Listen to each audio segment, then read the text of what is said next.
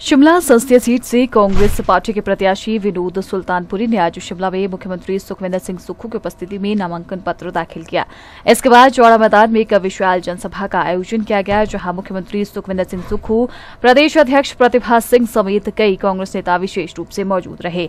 इस दौरान जनसभा को संबोधित करते हुए मुख्यमंत्री ने भाजपा और दागियों पर ताबड़तोड़ हमले किए। उन्होंने कहा कि कांग्रेस पार्टी के 6 दागी नेता धनबल से बिक गए और पार्टी के खिलाफ बगावत की। उन्होंने कहा कि बजट पेश करने के बाद सभी दागी नेता सरकार की प्रशंसा कर रहे थे, लेकिन जब भरे हुए अटैची नजर आए तो राजनीतिक मंडी में बिक गए और दूसरी किश्त पाने के लिए पंचकुला भागे। उन्होंने कहा कि हम अटैची वाले नहीं हैं, बल्कि जानवर वाले हैं। ये लड़ाई हिमाचल प्रदेश सरकार की नहीं है, हिमाचल प्रदेश सरकार के मुख्यमंत्री की कुर्सी की नहीं है, हिमाचल प्रदेश के मंत्रिमंडल के सदस्यों की नहीं है। ये लड़ाई भारतीय जनता पार्टी द्वारा जो जनता की भावनाओं को खींचकर सत्ता की कुर्सी प्राप्त करना चाहती है, ये लड़ाई उसके लिए है जिसमें आप लोगों का साथ चाहिए। 3 चुनौतियों का मुझे सामना करना पड़ा। पहली चुनौती आर्थिक मोर्चे पर मिली। जब मैं और मुख्यमंत्री अधिकारियों से मिले तो उन्होंने कहा प्रदेश का खजाना खाली है और जिस प्रकार से संस्थान खोल दिए, अगर इस प्रकार संस्थान खुल गए तो हमारी हालत श्रीलंका से भी बदतर हो जाएगी। ये पहली बैठक अधिकारियों के साथ थी हमारी। 1 महीना तक मैं दिन रात काम करता रहा, रात के 2-2 बजे तक सचिवालय में रहा डालकर। सुबह पता लगा, सवेरे 10 बजे मुझे पता लग गया कि 4 लोगों ने क्रॉस वोटिंग कर दी। मैं समझ गया क्रॉस वोटिंग कर दी। कोई बात नहीं, मेरे से नाराजगी है ना आपकी, आप मुझसे बात करो। मैंने रोहित हर्षवर्धन अनिरुद्ध जी की ड्यूटी लगाई कि इनसे बात करूं। सब विचारों ने बात भी की उनसे और उनको कहा, उनके आंखों के सामने तो अटैची नोटों के भरे नजर आ रहे थे और जब अटैची भरे आ रहे थे मैंने बोला भी वो गए क्यों हुआ? कहते हरियाणा सरकार का हॉलीडे इन है, वहां चले गए।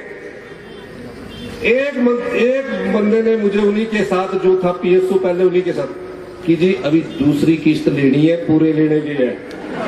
वहीं प्रदेश अध्यक्ष प्रतिभा सिंह ने कहा कि कांग्रेस के चारों प्रत्याशी भारी बहुमत से जीत रहे हैं। 1 जून को प्रदेश की जनता भाजपा को आईना दिखाकर कांग्रेस के पक्ष में मतदान करने वाली है। देश में आया, इसकी स्थिति से प्रधानमंत्री को अवगत करवाएंगे, उनसे पैसा लेने की बात करेंगे, क्योंकि हमारे पास 12,000 करोड़ का जो ये नुकसान हुआ है हिमाचल प्रदेश में, उतना पैसा नहीं है।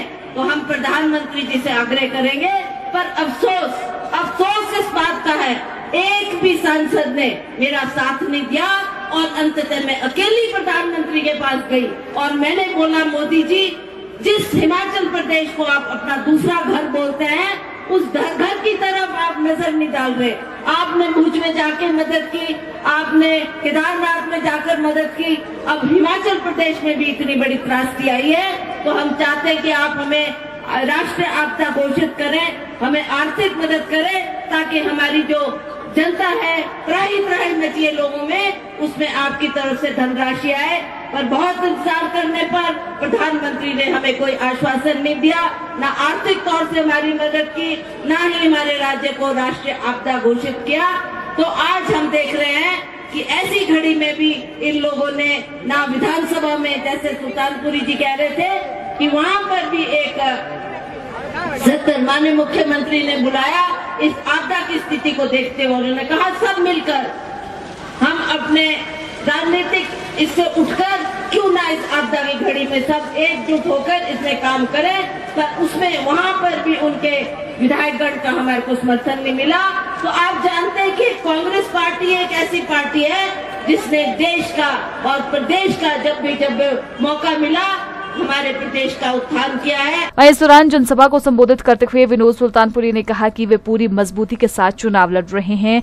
उन्होंने भाजपा प्रत्याशी पर भी तंज कसते हुए कहा कि जो सांसद आपकी आवाज संसद में नहीं उठा पाया, क्या आप उसे वोट देंगे? आदरणीय मुख्यमंत्री जी से प्रेरणा लेते हुए जो एक किसान के बेटा होने के नाते अपना पूरा का पूरा पैसा उन्होंने सरकार को डाल दिया, 51 लाख रुपए, और अपने पास कोई पैसा नहीं रखा। मैं इनसे कई चीजें सीखता हूँ और मेरे पूज्य पिताजी जिन्होंने इस पार्लियामेंट चुनाव क्षेत्र का सेवा की, उनसे मैं प्रेरणा लेता हूँ। जो सांसद 3.5 लाख वोटों से चुनाव जीता हो, उनकी जिम्मेदारी होती है कि वो आपके लिए आपकी आवाज बनकर संसद में गूंजे। पर मुझे दुख के साथ ये सूचित करना पड़ रहा है कि 5 साल तक मोनी बाबा की तरह बैठे रहे, कोई बात ही नहीं की।